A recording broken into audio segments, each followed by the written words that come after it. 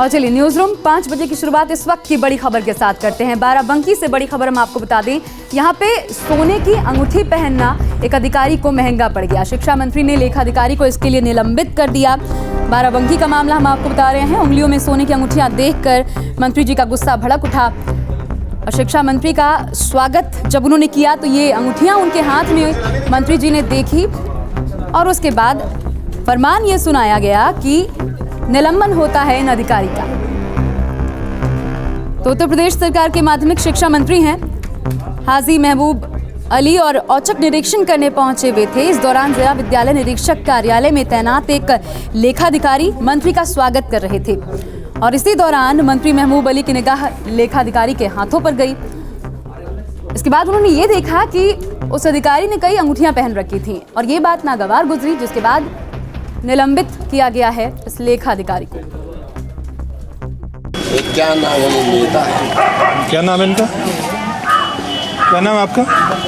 आपकी आय कितना है? हाँ, हाथ दिखाओ तो अंगूठी बड़ा तो दिखाओ। ये देखिए कहाँ से पैसा आ सकता?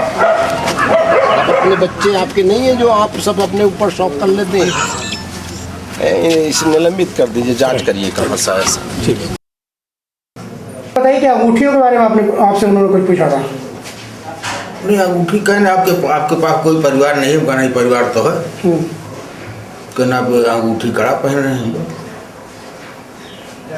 इसके बाद उन्होंने कहा कि वेतन के बारे में आपसे पूछा। वेतन के बारे में उसके बाद यही अंगूठियों और कड़े को देख कर वो नाराज हो गया था। जी है जी। तो आपको ताज्जुब हो रहा होगा कि आखिर ये कैसा फैसला, क्यों ऐसा किया गया। हम भी यही जानने की कोशिश कर रहे हैं। हमारे संवाददाता सरफराज जुड़ चुके हैं हमारे साथ। सरफराज, हम में से कई ऐसे हैं जो कई अंगूठियां पहनते हैं, कईयों को शौक होता है इसलिए भी पहनते हैं, लेकिन आखिर क्या इस फैसले के पीछे की वजह रही? क्यों इतना गुस्सा? सिर्फ इसलिए कि अंगूठियां हाथ में पहनी थी या कुछ और वजह? इसकी वजह साफ थी कि मंत्री जी जब जा रहे थे एकदम से पीछे पलटने के बाद में इन्होंने कहा कि तुम्हारी आय कितनी है, और जब वो बताने लगा कि मैं यहाँ का लेखाधिकारी हूँ तो उन्होंने कहा तुम जो है नेता हो क्या हो, तुम्हारे हाथ में इतनी अंगूठी क्यों है? तो इसी को लेकर उन्होंने इनको सस्पेंड कर दिया। इनका नाम था राजमणि मिश्रा जी। जी सरफराज, कितनी अंगूठियां इनके हाथ में थी कि ये अजीबोगरीब लगा मंत्री जी को? पूरे उंगली में अंगूठी पहने रखी थी, 5 उंगली में पहने रखी थी अंगूठी। और ये मंत्री जी के चलिए मैं आपको रोकना चाहूंगी सरफराज। हाजी महमूद साहब खुद हमारे साथ इस वक्त जुड़ चुके हैं। महमूद साहब, स्वागत है न्यूज स्टेट पर आपका। ये बताइए किस बात को लेकर गुस्सा था, अंगूठियां पहनने को लेकर, या क्या आपने ऐसा देखा जिसके चलते आपकी नाराजगी बढ़ी और निलंबित कर दिया गया लेखाधिकारी को? हेलो जी महबूब साहब, सुन पा रहे हैं आप हमें?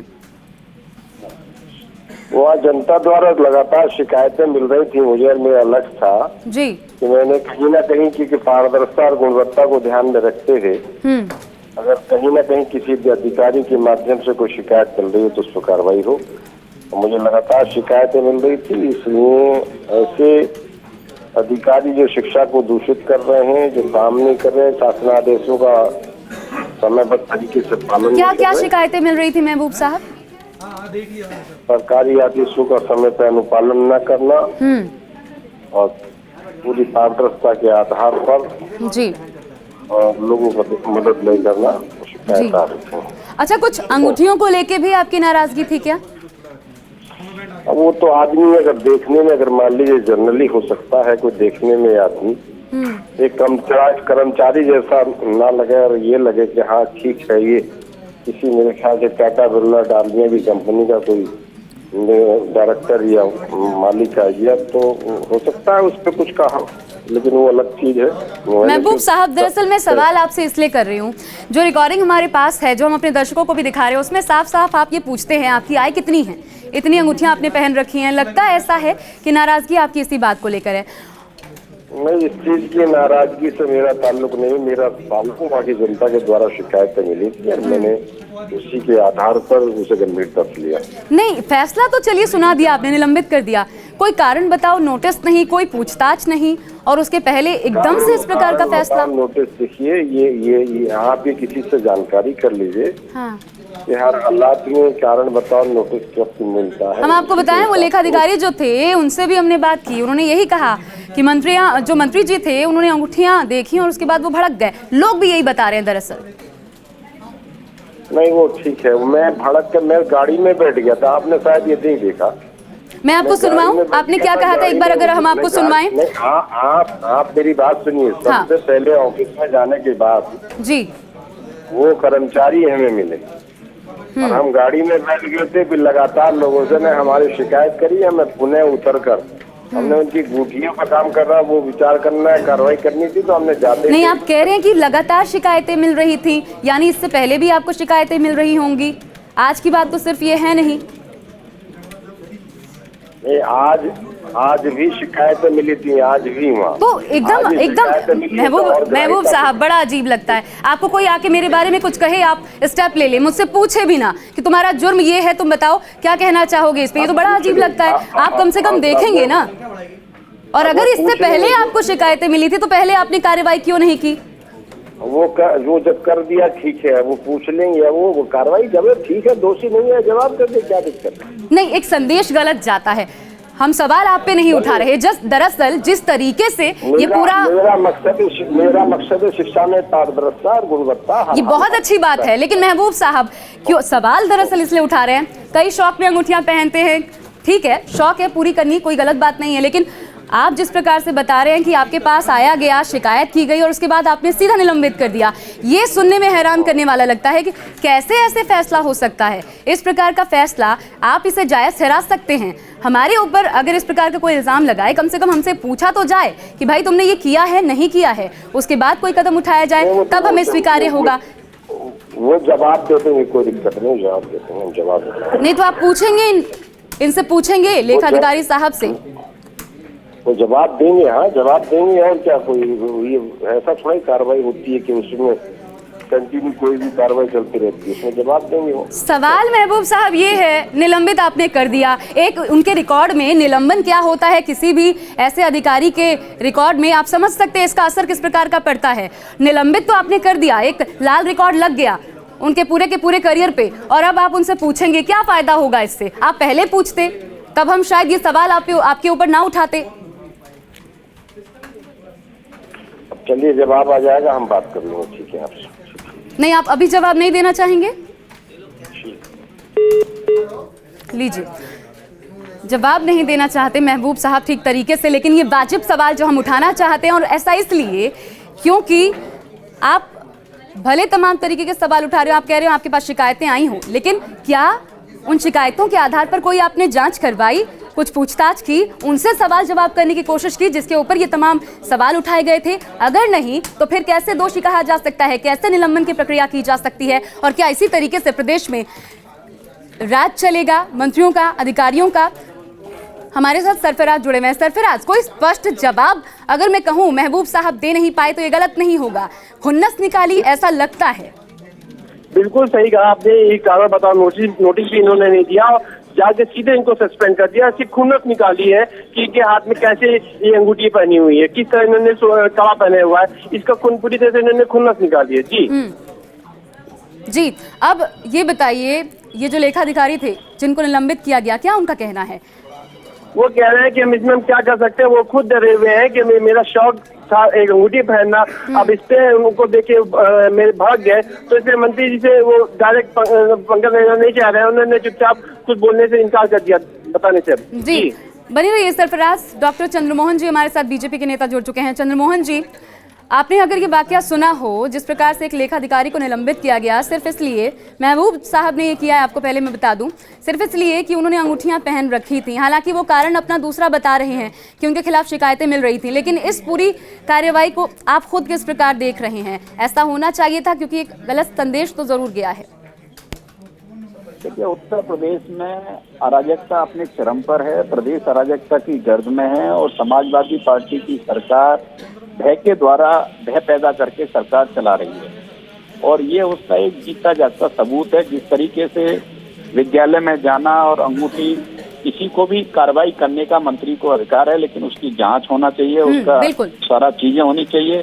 लेकिन जांच के बिना कोई नोटिस दिए और इस तरीके से दुर्व्यवहार करना, और ये उत्तर प्रदेश में जाति और धर्म के आधार पर जो भेदभावपूर्ण कार्रवाई की जा रही है, उसका ये परिचायक है। और आप शायद ज्यादा अच्छे से समझ पाए तब जब मैं आपको सुनवाऊं कि किस तरीके से पूरा मामला हुआ था। आप बने रहिए हमारे साथ चंद्रमोहन जी, एक बार मैं जरूर आपको सुनवाना चाहूंगी। कहाँ से पैसा आ सकता? आप अपने बच्चे आपके नहीं है जो आप सब अपने ऊपर शौक कर लेते हैं। इसे निलंबित कर दीजिए, जांच करिए कहाँ से आया। तो ये देखिए, इसे निलंबित करिए, जांच कीजिए कहाँ से आया ये सब। आप ही के शौक हैं क्या, बच्चों के शौक नहीं है क्या?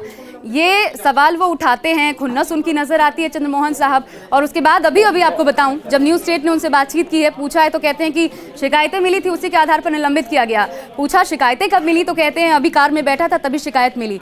इसे किस तरीके से जायज कहा जाए?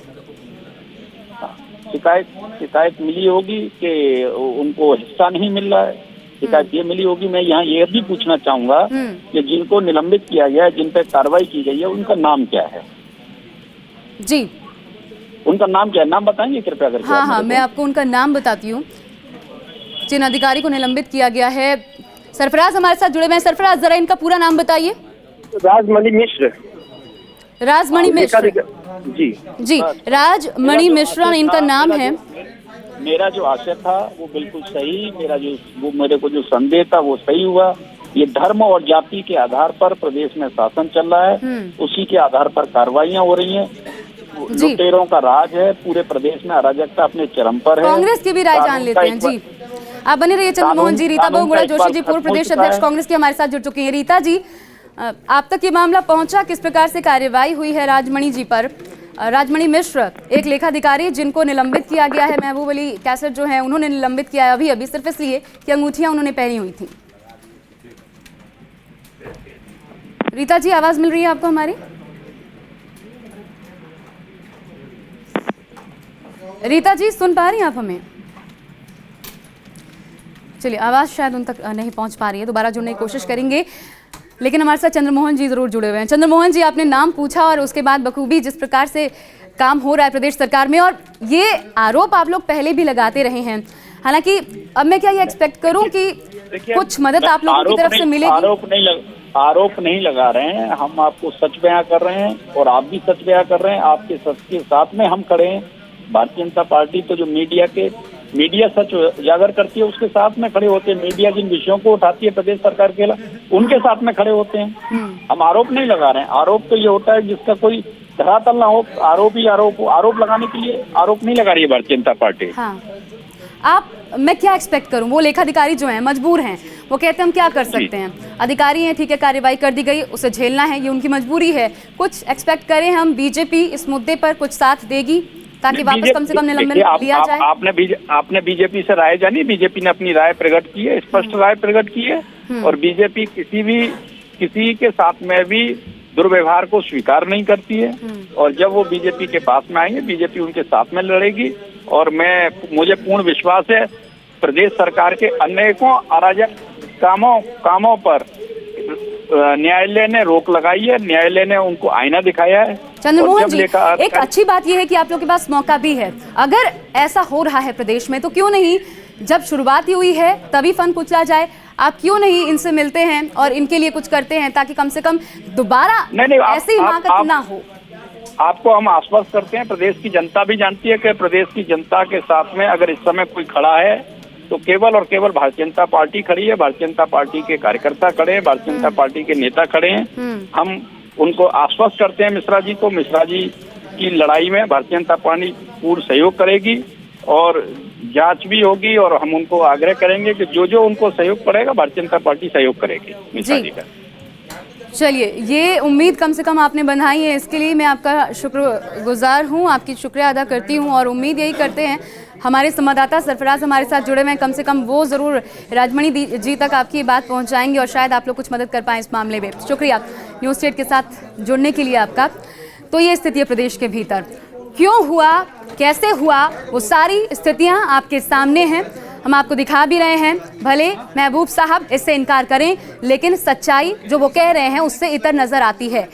इसे टालने की कोशिश जरूर कर रहे हैं। अब आगे उनका क्या कदम होगा, मामले को रफा दफा करने की भी कोशिश होगी, साफ तौर पे समझा जा सकता है। एक तरफ वो अधिकारी है जिसके खिलाफ कार्रवाई हुई है, निलंबन हुआ है, और एक अधिकारी के खिलाफ इस प्रकार की कार्रवाई होना साफ तौर पर समझा जा सकता है करियर में एक लाल स्पॉट जो जिसे कहा जाता है, एक धब्बा लग चुका है। इसके बाद अलग तरीके से उन पे असर भी डालेगा, लेकिन फिलहाल जिस प्रकार बीजेपी ये जरूर कह रही है कि पूरा सहयोग है राजमणि जी को, हम एक बार फिर अपने दर्शकों को सुनवाना चाहेंगे। ये पूरा मामला आखिर उठा किस प्रकार से, कैसे सामने आया, सुनिए। क्या नाम है नेता? क्या नाम है इनका? क्या नाम है आपका? आपकी आय कितना है? हाथ दिखाओ तो बूटी, बड़ा तो दिखाओ, ये देखिए कहाँ से पैसा आ सकता? आप अपने बच्चे आपके नहीं है जो आप सब अपने ऊपर शौक कर लेते हैं? इसे निलंबित कर दीजिए, जांच करिए कहाँ से ऐसा। ठीक है। तो ऐसा लगता है कोई सिस्टम ही नहीं है, इसे निलंबित कर दीजिए। इस प्रकार से तो कामकाज चल रहा है उत्तर प्रदेश के भीतर, और जब सवाल उठाए जा रहे हैं तो ठीक तरीके से जवाब भी नहीं मिलता। इसे क्या कहा जाए? क्या इसी तरीके से कामकाज होगा उत्तर प्रदेश में? क्या मुख्यमंत्री अखिलेश यादव ये देख रहे हैं? अभी अभी उन्होंने क्या किया, एक सब इंस्पेक्टर को धौंस दिखाने वाले जो दर्जा प्राप्त मंत्री थे, उनके पिता ने जब धौंस दिखाई तो साफ तौर पर उन्हें पद से ही हटा दिया गया। लेकिन क्या मुख्यमंत्री अखिलेश यादव ये देख रहे हैं? क्या अब इसके खिलाफ कोई कार्रवाई होगी? क्या अपनी तरफ से वो कोई जांच बिठाएंगे, या इस मामले में ऐसा नहीं होना चाहिए था और ऐसा ना हो इसके लिए कोई संदेश देने की कोशिश होगी प्रदेश सरकार की तरफ से? एक बार फिर हम सुनाना चाहेंगे ये पूरा वाकया आखिर था क्या और कैसे सामने आया, खुन्नस किस प्रकार मंत्री जी ने निकाली है, जरा देखिए। क्या नाम है नेता? क्या नाम है इनका? क्या नाम है आपका? आपकी आय कितना है? हाथ दिखाओ तो बूटी, बड़ा तो दिखाओ, ये देखिए कहाँ से पैसा आ सकता? आप अपने बच्चे आपके नहीं है जो आप सब अपने ऊपर शौक कर लेते हैं? इसे निलंबित कर दीजिए, जांच करिए कहाँ से ऐसा। ठीक है। और उत्तर प्रदेश में सिस्टम कैसे काम करता है ये तो आपने देख लिया, लेकिन चलिए अब बताते हैं विकास के मामले में उत्तर प्रदेश की स्थिति क्या है। अगर हम कहें फिसड्डी है तो गलत नहीं होगा, और दरअसल ये हम नहीं कह रहे, एसोचैम की हालिया रिपोर्ट यही कहती है। एक रिपोर्ट जो सामने आई है सर्वे के आधार पर, सर्वे में यूपी बीमारू राज्यों में बिहार, मध्य प्रदेश और राजस्थान से एग्रीकल्चर, इंडस्ट्री और सर्विस सेक्टर सभी में पीछे ही है। आंकड़ों पर अगर हम गौर करें तो यूपी का सकल राज्य घरेलू उत्पाद यानी जिसे हम जीएसडीपी कहते हैं 6.9% है, जबकि बिहार में 9.3% है, मध्य प्रदेश में 8.8, राजस्थान में 8.2 है। और सिर्फ यही नहीं, कृषि की बात कर लीजिए, वार्षिक वृद्धि दर ये भी यूपी में पिछड़ा हुआ है। यूपी में साल 2012-13 में 2.9% की दर से वृद्धि हुई, जबकि मध्य प्रदेश में 7%, राजस्थान में लगभग 5 के आसपास कही जा सकती है, बिहार में 4.7% ये वृद्धि दर थी। लेकिन आप अंदाज़ा लगाइए, जो कहते हैं हमारे उत्तर प्रदेश के नेता विकास हो रहा है, ये कर रहे हैं, वो कर रहे हैं, क्या कर रहे हैं और ये रिपोर्ट क्या बताती है और इसके बीच अंतर क्या है, ये आप बखूबी समझ सकते हैं।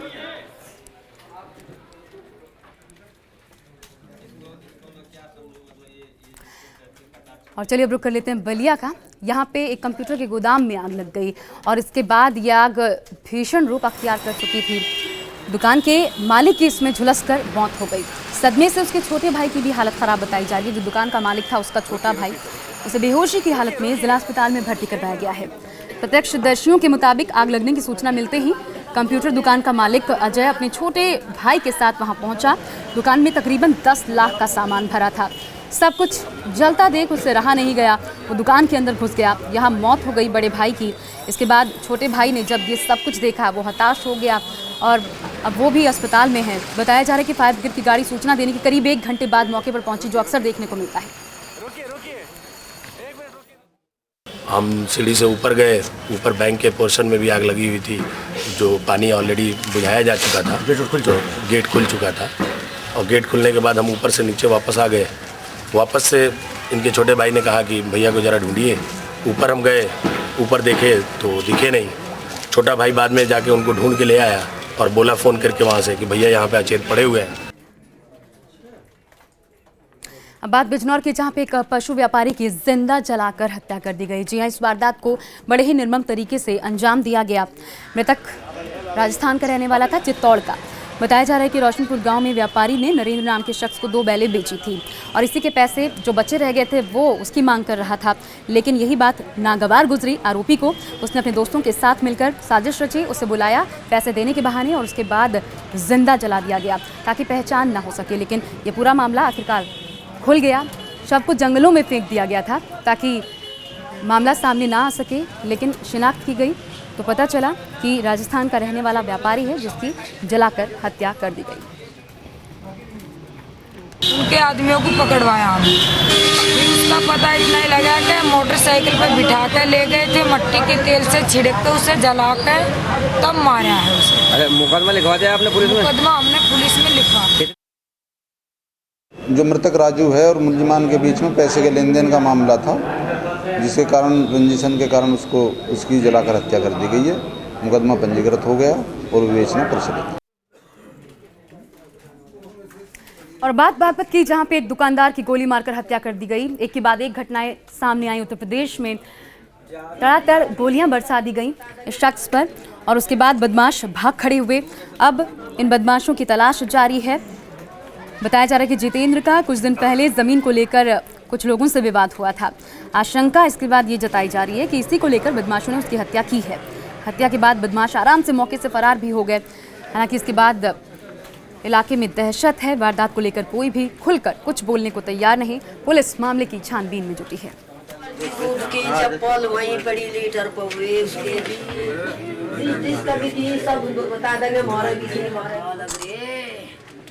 माका ना भाई जाते नहीं राड़ो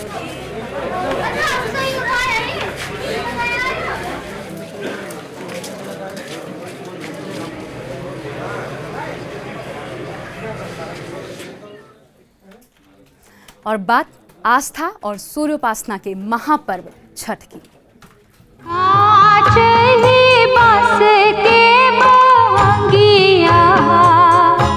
बहंगी लचकत जाए, बहंगी लचकत जाए, बहंगी घाटे पहुँचाए, बहंगी घाटे पहुँचाए। जी हाँ, तो आज से सूर्योपासना के सबसे बड़े पर्व छठ की शुरुआत हो गई और 36 घंटे व्रती जो हैं वो अब इसके बाद निर्जला व्रत रखेंगे। संतान की रक्षा के लिए भगवान सूर्य की उपासना का पर्व छठ बिहार, उत्तर प्रदेश, दिल्ली सहित देश भर में आज से शुरू हो गया है। 4 दिनों तक चलने वाले इस महाव्रत की आज महिलाओं ने नहाए खाए से शुरुआत की। बुधवार शाम को व्रती महिलाएं डूबते सूर्य और गुरुवार को उगते सूर्य को अर्घ्य देंगी। कार्तिक महीने के शुक्ल पक्ष की षष्ठी को भगवान सूर्य की उपासना का पर्व छठ मनाया जाता है। इस बार छठ पर्व में शाम को दिया जाने वाला अर्घ्य 29 अक्टूबर और सुबह का अर्घ्य 30 अक्टूबर को दिया जाएगा। मंगलवार को व्रती महिलाएं खरना का अनुष्ठान करेंगी। खरना का व्रत रखने वाली व्रती महिलाएं शाम के समय गुड़ से बनी खीर, रोटी और फल का सेवन करेंगी। इसके बाद व्रती 36 घंटे का निर्जला व्रत करती हैं। इस पर्व के बारे में पुराणों में भी उल्लेख मिलता है। बताया जाता है कि सूर्य पुत्र अंगराज कर्ण जल में खड़े होकर सूर्य की उपासना करते थे। पूजा के बाद कर्ण किसी भी याचक को खाली हाथ अपने घर से नहीं लौटाते थे।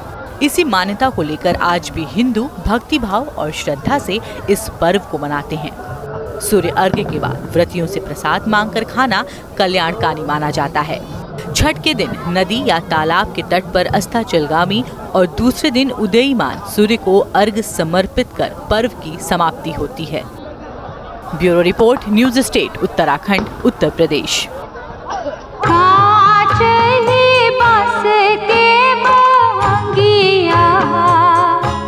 बहंगी लचकत जाए, बहंगी लचकत जाए, बहंगी घाटे पहुँचाए, बहंगी घाटे पहुँचाए। और बात एक ऐसे ज्वालामुखी की जो जाग उठा है।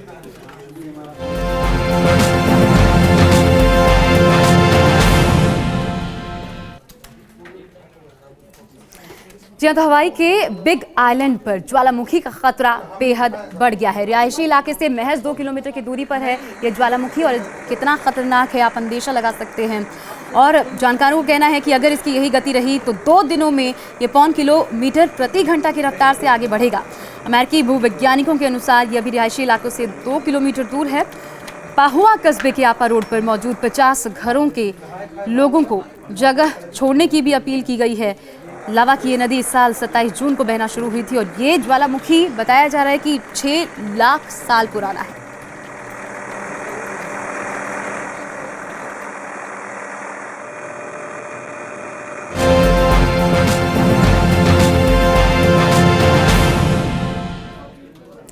और चलिए इसी के साथ न्यूज रूम 5 बजे में फिलहाल बस इतना ही, लेकिन न्यूज स्टेट उत्तराखंड उत्तर प्रदेश पर खबरें लगातार जारी हैं। नमस्कार।